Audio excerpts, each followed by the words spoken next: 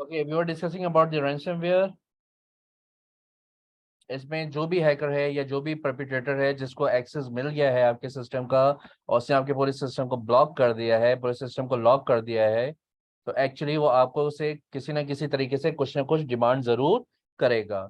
और जब तक आप उसकी डिमांड फुलफिल नहीं कर देते, ही इज और she is not going to give you back your system. वो आपका सिस्टम आपको वापस नहीं करेगा। Okay, the next thing is और the next issue is phishing. Phishing जो है वो अब किसी हद तक जो है वो डिसेबल हो चुका है। अर्ली 2010s में 2008, 2009, 2010, 2011, 2012 तक ये फिशिंग का जो इशू है ये बहुत ज्यादा फेमस हुआ हुआ था। फिशिंग में एक्चुअली होता क्या है कि आपके पास एक मैसेज आता है या एक ईमेल आती है आपके पास, जिसमें आपको जो है ये अट्रैक्ट करने की कोशिश की जाती है कि आपने ये प्राइस वॉन कर लिया है या आपने जो है ये चीज जीत ली है, आपका ये इनाम निकला है। और फिर वो इसके लिए आपसे एक फॉर्म फिल करने के लिए कहते हैं। अच्छा, उस जमाने में क्योंकि लोगों के पास इंफॉर्मेशन नहीं थी, तो वो लोग जो है उसको फॉर्म को फिल कर दिया करते थे। उसमें उनकी यूजर आईडी और पासवर्ड भी मांगता था, तो ऑटोमेटिकली उनकी यूजर आईडी और पासवर्ड भी जो है वो दूसरे एंड पर चली जाया करती थी। तो बेसिकली यहाँ पर होता क्या था कि हैकर जो है वो एक क्लाइंट को मैसेज करेगा, ठीक है। और फिर इस मैसेज के थ्रू वो क्लाइंट से जो है उसकी सारी जो पर्सनल इंफॉर्मेशन है वो सारी की सारी हैकर अपने कब्जे में ले लेगा। और जाहिर सी बात है, पर्सनल इंफॉर्मेशन उसको मिल गई तो अब वो उसको मिसयूज करने की पोजीशन में है। अब उसको कोई प्रॉब्लम की बात नहीं है, ठीक है। तो इतना छोटा सा इंट्रोडक्शन है फिशिंग का, कि फिशिंग में आपके पास एक मैसेज आएगा और वो थ्रू ईमेल भी हो सकता है, थ्रू एसएमएस भी हो सकता है, थ्रू व्हाट्सएप भी हो सकता है कि आपने जो है ये प्राइस वन कर लिया है या आपका ये इनाम निकला है और आपको जो है ये लिंक फॉलो करना है, ये फॉर्म फिल करना है या आपको इन्फॉर्मेशन अपने बारे में देनी है। तो बेसिकली फिशिंग के थ्रू आपकी पर्सनल इंफॉर्मेशन को एक्सेस करने की या फिर स्टील करने की कोशिश की जाती है। शुरू में मुझे भी नहीं मालूम था फिशिंग के बारे में, तो मेरी भी पर्सनल इन्फॉर्मेशन बहुत दफा हैक हुई थी। और इवन उस वक्त जो मेरे स्टूडेंट्स थे उन्होंने मेरे जो है वो आईडी और पासवर्ड को हैक किया था इसी तरीके से।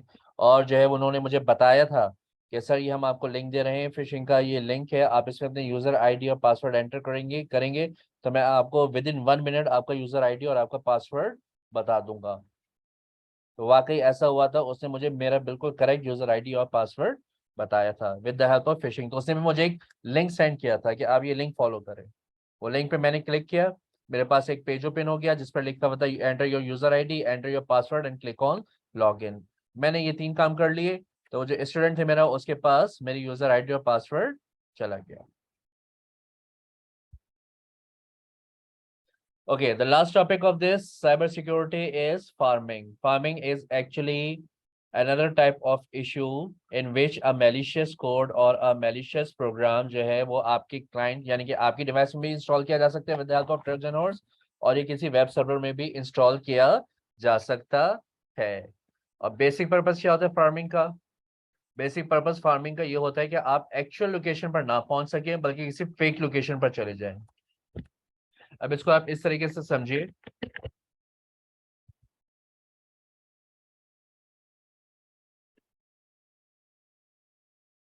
ये क्लाइंट है,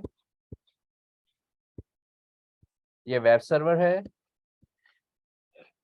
और ये फेक वेब सर्वर है। अब इसमें क्या होगा? हो सकता है कि फार्मिंग के लिए आपके डिवाइस को टारगेट किया जाए, हो सकता है फेक वेब सर्वर की वजह से जो ये वेब सर्वर है इसको टारगेट किया जाए। अब होगा क्या? कोड या तो आपकी डिवाइस में इंस्टॉल होगा या वेब सर्वर में इंस्टॉल होगा। और नेक्स्ट क्या होगा? आपको कांटेक्ट करना है वेब सर्वर को, ठीक है। लेकिन ये जो कोड है फार्मिंग के थ्रू जो कोड इंस्टॉल किया गया है वो आपकी डायमेंशन चेंज करके ले आएगा आपको फेक वेब सर्वर पर। यानी कि आप ओरिजिनल डिवाइस की तरफ नहीं जा रहे हैं, ओरिजिनल सर्वर की तरफ नहीं जा रहे, आप जा रहे हैं किसी स्कैम या किसी फेक वेब सर्वर की तरफ। अब जाहिर सी बात है वो फेक वेब सर्वर है तो उसकी वजह से आपके सिस्टम में ट्रोजन हॉर्सेस भी आ सकते हैं, आपके सिस्टम में जो है वो हैकिंग की भी कोशिश की जा सकती है, आपके सिस्टम में वॉर्म्स या वायरसेस भी ट्रांसफर किए जा सकते हैं, आपके पर्सनल इंफॉर्मेशन भी स्टील की जा सकती है। किसी भी टाइप का इश्यू जो है वो आपकी डिवाइस के साथ अकर हो सकता है। तो अब इन तमाम इश्यूज से बचने के लिए that is our last issue. तो इन तमाम इशू से बचने के लिए आपके जो है जिन बातों का ख्याल रखना है, ओके, अब इन तमाम इश्यूज से बचने के लिए ये जितने भी इश्यूज आपने यहाँ पर फेस किए हैं, तो ख्याल रखिएगा इस बात का 100% कुछ भी नहीं है। ठीक है, आपको कभी ना कहीं किसी भी टाइप का इशू फेस करना पड़ सकता है, लेकिन ख्याल आपको रखना है कि आप मैक्सिमम सिक्योरिटी किस तरीके से अप्लाई कर सकते हैं इन सब चीजों के अगेंस्ट। इन सब चीजों से बचने के लिए सबसे पहले क्या होना चाहिए, आपका ऑपरेटिंग सिस्टम जेन्युइन होना चाहिए।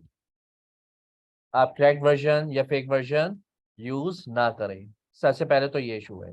अच्छा, अगर ऑपरेटिंग सिस्टम आपका जेन्युइन है तो इसमें आपके पास आ रही है एक अदद विंडोज डिफेंडर की एप्लीकेशन, जो जेन्युइन विंडोज ऑपरेटिंग सिस्टम का पार्ट है। ये आप समझ लीजिए कि ये माइक्रोसॉफ्ट का अपना एंटीवायरस प्रोग्राम है जो आपके सिस्टम को हर इशू से बचा के रखता है।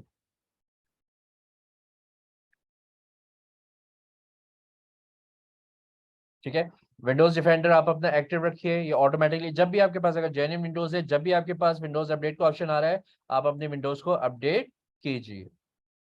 नंबर 3, आपकी फायरवॉल एक्टिव होनी चाहिए।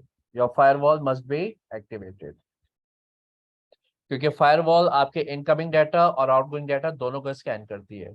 आउटगोइंग डाटा में तो हमें कोई इशू नहीं होता, क्योंकि जाहिर सी बात है हम कोई इलीगल डाटा या किसी टाइप का डिस्ट्रक्टिव टाइप का जो डाटा है वो हम अपने सिस्टम से क्रॉस नहीं करते या अपने सिस्टम से पास नहीं करवाते, किसी को सेंड नहीं करते। लेकिन बाहर से हमारे सिस्टम में किसी भी टाइप का मैलिशियस, किसी भी टाइप का डिस्ट्रक्टिव डाटा आ सकता है, डिस्ट्रक्टिव सॉफ्टवेयर आ सकते हैं, वायरस आ सकता है, और ये सारी चीजें। ठीक है, तो उसके लिए आपको क्या करना है, उसके लिए आप अपनी फायरवॉल एक्टिव रखिए। आप विंडोज में जाएंगे, विंडोज की सेटिंग्स में जाएंगे, वहां पर आपको फायरवॉल का ऑप्शन मिलेगा, फायरवॉल ऑन कर दीजिए, आपके फायरवॉल एक्टिव हो जाएगी। विंडोज डिफेंडर का ऑप्शन आपको अपने कंट्रोल पैनल में मिलेगा, फायरवॉल का ऑप्शन आपको अपने कंट्रोल पैनल में मिलेगा।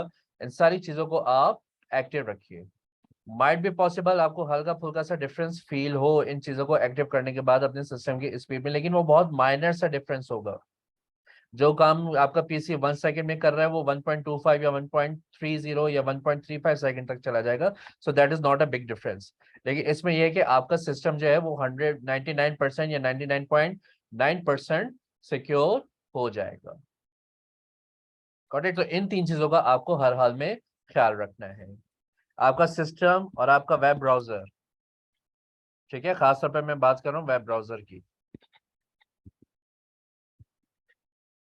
कोशिश कीजिए कि वेब ब्राउजर के पॉपअप्स आप ब्लॉक रखिए। पॉपअप जो होते हैं, ये जो छोटे मोटे से मैसेजेस होते हैं, इनको आप ब्लॉक रखिए, वरना आपको जो है टाइम वेस्टिंग का इशू फेस करना पड़ेगा। पॉपअप्स बेतहाशा आ जाते हैं समटाइम्स स्क्रीन पर, कभी कभार एक दो आ रहे होते हैं, और एक को क्लोज करने के चक्कर में अगर हम किसी पर गलत क्लिक कर दें तो उसमें ये होता है कि फिर उसके पीछे पीछे और भी बहुत सारे पॉपअप्स स्टार्ट होना शुरू हो जाते हैं, और भी बहुत सारे पॉपअप्स, बहुत सारी छोटी बड़ी विंडोज हमारी स्क्रीन पर ओपन होना स्टार्ट हो जाती हैं। ये विंडोज एक्सपी या विंडोज एक्सपी से पहले विंडोज 98 या विंडोज 2000 यूज हुआ करती थी, तो उसमें ये पॉपअप्स का इशू बहुत ज्यादा था। तो उसके बाद माइक्रोसॉफ्ट ने अपने ऑपरेटिंग सिस्टम्स को अपडेट करना स्टार्ट किया, उन्होंने अपने इनको डिफेंडिंग प्रोग्राम्स को या अपने फायरवॉल्स को बहुत ज्यादा स्ट्रॉन्ग किया, कि जिसकी वजह से सिस्टम जो है वो अब इस पोजीशन में है कि इसमें जो है इनके डिस्ट्रक्टिव इश्यूज से बचने के चांसेस बहुत ज्यादा इंप्रूव हो गए हैं या बहुत ज्यादा इंक्रीज हो गए हैं।